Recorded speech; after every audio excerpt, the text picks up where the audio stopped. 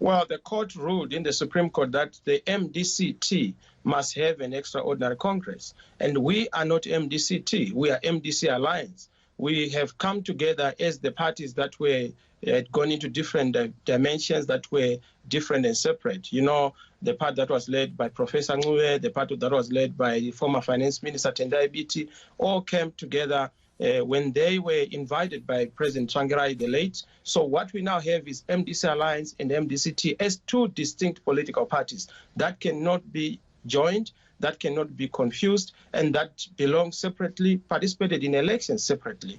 Thokozani Khupe and MDCT participated and got 45,000 in the election in terms of votes. We participated. We got 2.6 million in the votes. So the distinction is very clear. What Mr. Mnangagwa is trying to do is to conflate the two so that he confuses it and he forces us to be part of what he wants through the political dialogue in the Pollard. So we have said we have nothing to do with that. What we want in Zimbabwe is to have clear dialogue that will address the fundamental issues of the day around governance, around the legitimacy crisis because of the disputed elections.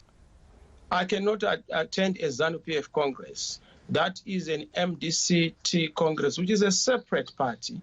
Those who would want to participate, they are the ones who are entitled to. As a voluntary association, we are in the MDC Alliance. We are already retooling. We are already reinvigorating our party, making sure that we are ready for the next challenges and next battles. So MDC Alliance is a standalone party, a legal persona and a separate